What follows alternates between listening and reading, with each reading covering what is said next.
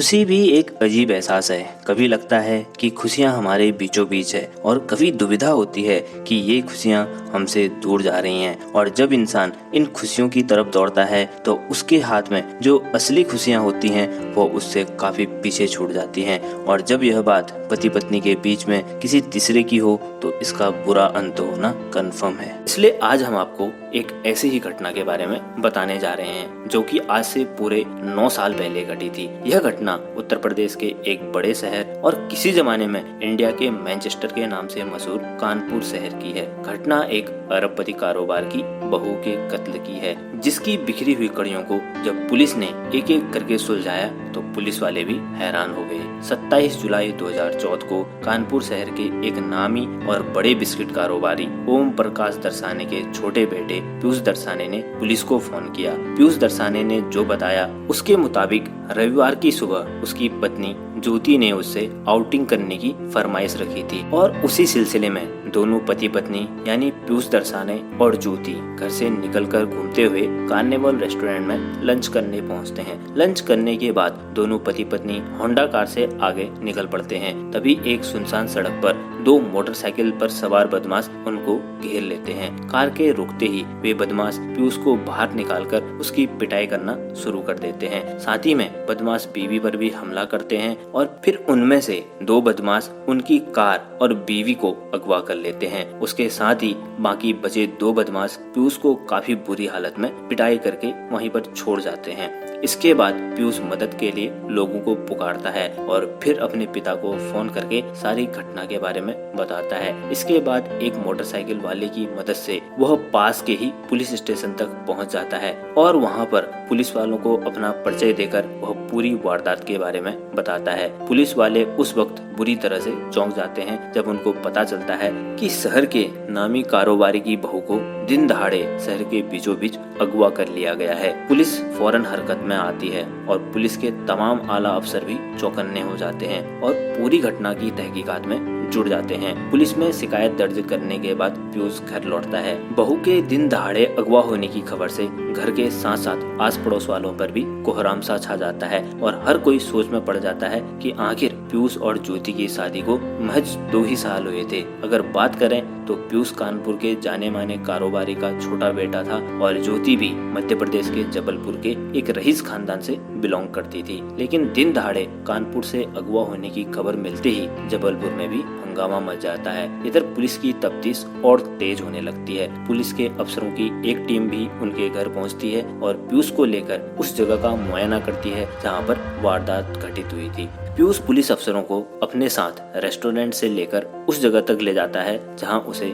बदमाशों ने घेरा था और उसकी पिटाई के बाद उसकी गाड़ी और बीवी को अगवा कर लिया था। इसके बाद पुलिस अफसर गाड़ी का रजिस्ट्रेशन नंबर ले लेते हैं ताकि उसकी पहचान करके उसे कब्जे में लिया जा सके। नंबर नोट होने के कुछ ही देर बाद करीब दोपहर 1 से 2 बजे के बीच पुलिस इस गाड़ी की तलाश में लग जाती है और उन्हें कुछ देर बाद ही गाड़ी शहर के एक वीरान एरिया में मिलती है। गाड़ी मिलने की तला मिलते ही पुलिस अफसरों की टीम उस जगह पहुंचती है जहां उन्हें गाड़ी होने की सूचना मिली थी। पुलिस की टीम ने गाड़ी के पास पहुंचकर जैसे ही गाड़ी का दरवाजा खोला तो भीतर का मंजर देख वहां मौजूद हर एक के मुंह से चीख निकल पड़ी। गाड़ी के भीतर खून ही खून बिखरा हुआ था और कार की सीट पर पीयूष की पत्नी ज्योति की खून से लथपथ लाश पड़ी हुई थी। कार के भीतर की हालत को देखते हुए पुलिस ने अंदाजा लगाया कि हत्या की वारदात को बहुत ज्यादा समय नहीं हुआ है क्योंकि खून अभी जमना शुरू नहीं हुआ था। कार में खून से लथपथ लाश को देखकर पुलिस वालों के भी हाथ पांव फूलने लगते हैं क्योंकि अभी तक जो मामला अपहरण का था अब वह हत्या में बदल चुका था। कार में ज्योति की लाश मिलने के बाद खबर जैसे ही पीयूष के घर पहुंचती है तो वहां पर भी मातम छा जाता है। ज्योति की लाश को अस्पताल पहुंचा दिया जाता है। घर वाले भी पोस्टमार्टम हाउस के पास पहुंच जाते हैं। अब हर किसी की जुबान पर एक ही सवाल था कि रविवार के दिन सुबह उन दोनों के घर से निकलने के सिर्फ 2 घंटे में ही आखिर सब कुछ कैसे हो गया और यह किसने और क्यों किया। सवाल यही था कि अगर ज्योति का अपहरण फिरौती के लिए किया गया तो फिर फिरौती की रकम मांगने के लिए आखिर कोई फोन क्यों नहीं आया या उससे पहले उसका क्यों कत्ल कर दिया गया।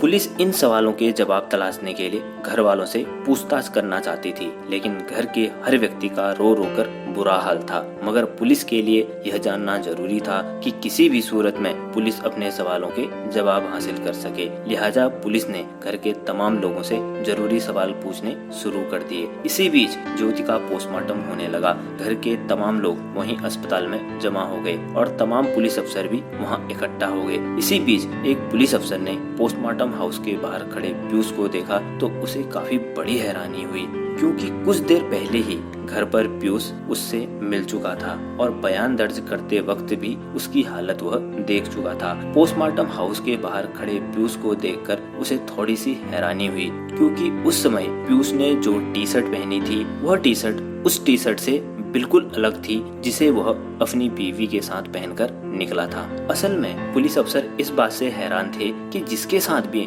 आखिर इतना बड़ा हादसा हो, जिसकी बीवी को अगवा करके उसका कत्ल कर दिया गया हो, वह शख्स पोस्टमार्टम हाउस में जाने के लिए आखिर कपड़े क्यों बदलेगा। बस यही बात कुछ पुलिस वालों को खाए जा रही थी। इस खटकती हुई बात को उस पुलिस अफसर ने अपने ही एक सीनियर पुलिस अफसर को खामोशी के साथ बताया। अपने सहकर्मी की बात सुनकर वह पुलिस अफसर भी चौंक गया और गौर किया कि वाकई ऐसा ही है तो आखिर क्यों। पुलिस अफसरों को लगने लगा कि आखिर इस आलम में कपड़ों को बदलने की क्या जरूरत थी। एक सवाल ने पुलिस को दूसरी दिशा में सोचने को मजबूर कर दिया। अब तमाम पुलिस अफसरों की नजर पियूष और उसकी हरकतों पर गौर करने लगी। एक टी शर्ट की वजह से पियूष पर शक करने के बाद इस केस की जांच के लिए पुलिस उसे एक दोषी की तरह मानकर देखने लगी।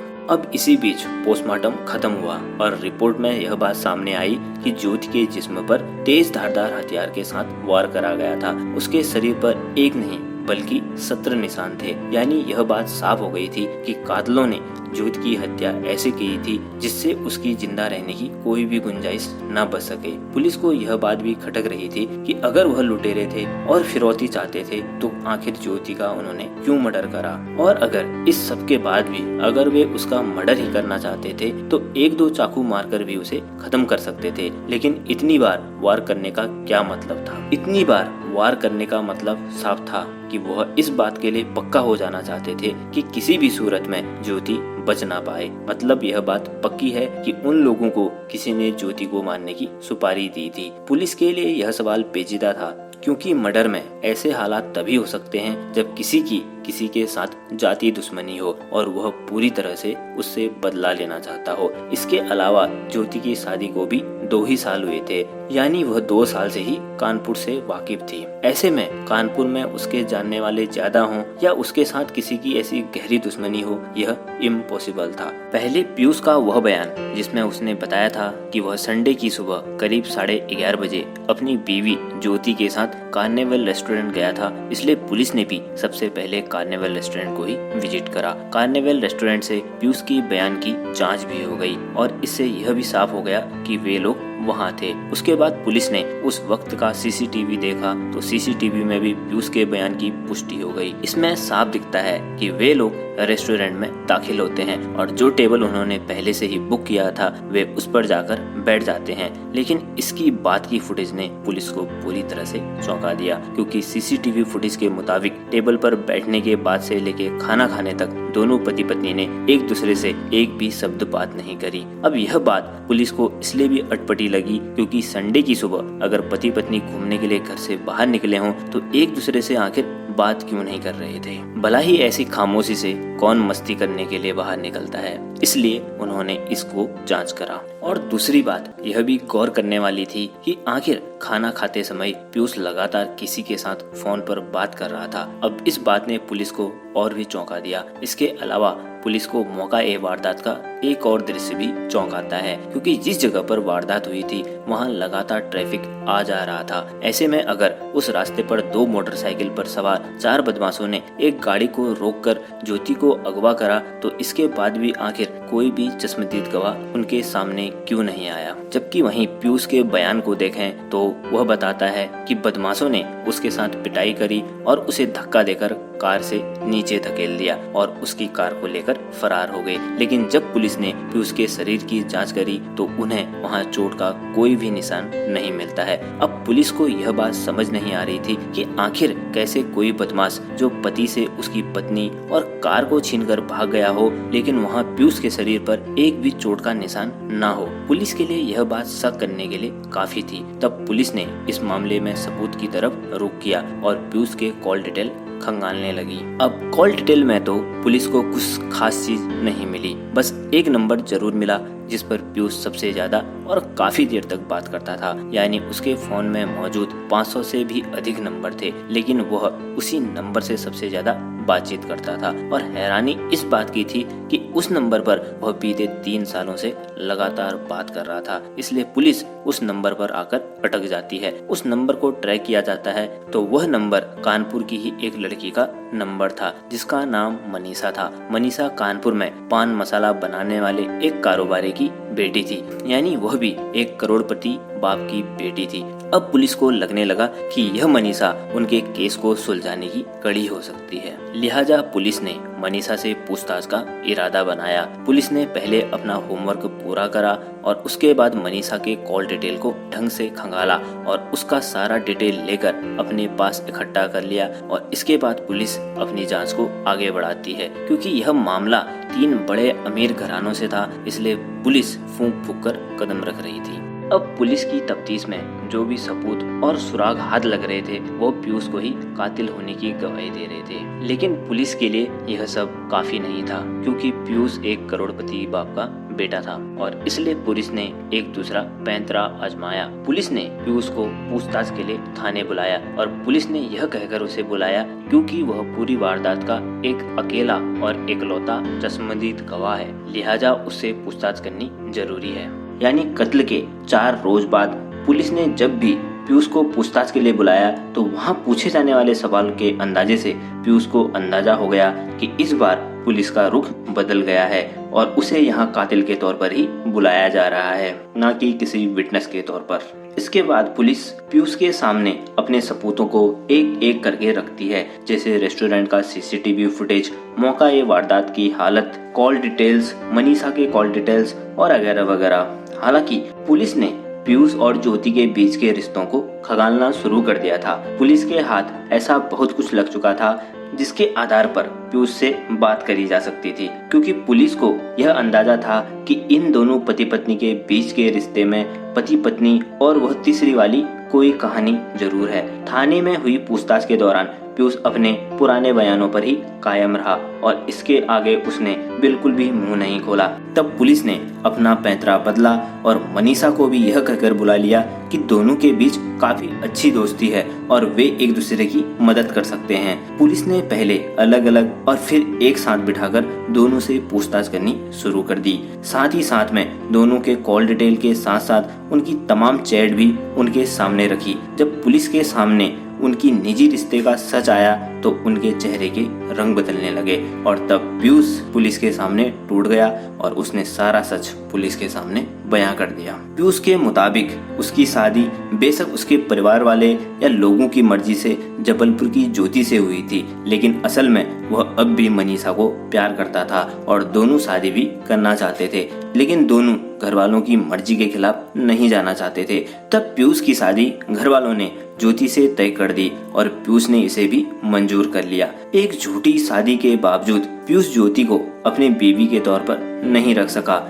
घर वालों के सामने वे दोनों पति पत्नी होने का नाटक करते थे, लेकिन दोनों के बीच पति पत्नी वाला कुछ भी नहीं था। इसी बीच तलाशी के दौरान पुलिस को घर से ज्योति की एक डायरी भी मिलती है, जिसमें ज्योति ने ससुराल आने के बाद हर एक दिन की कहानी लिखी हुई थी। पियूष किसी भी सूरत में ज्योति को अपनी बीवी मानने के लिए राजी नहीं था और अब उसे मनीषा से दूर रहना बिल्कुल भी गवारा नहीं था। ऐसे में पियूष और मनीषा ने मिलकर ज्योति को रास्ते से हटाने का प्लान बनाया। पियूष ने इस पूरे मामले को किडनैपिंग का रंग देने के लिए अपने ड्राइवर और नौकर को भी साजिश में शामिल कर लिया। दोनों को किसी सुपारी किलर को तलाश करने की जिम्मेदारी दी और तय तारीख पर उसने सुबह ही ज्योति को आउटिंग पर ले जाने के लिए तैयार करना शुरू कर दिया।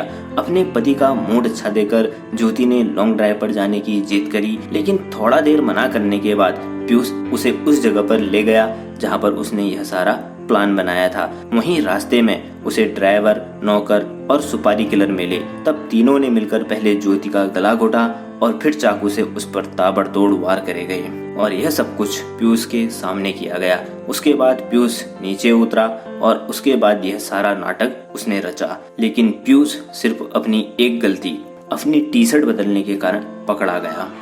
पीयूष ने टी शर्ट बदलने की जो गलती करी उसने उसे सलाखों तक पहुंचा दिया। असल में उसकी टी शर्ट में ज्योति के खून का एक छींटा पड़ा हुआ था और उसे छुपाने के चक्कर में पीयूष ने जो गलती करी उसे एक अनुभवी पुलिस द्वारा पकड़ लिया गया।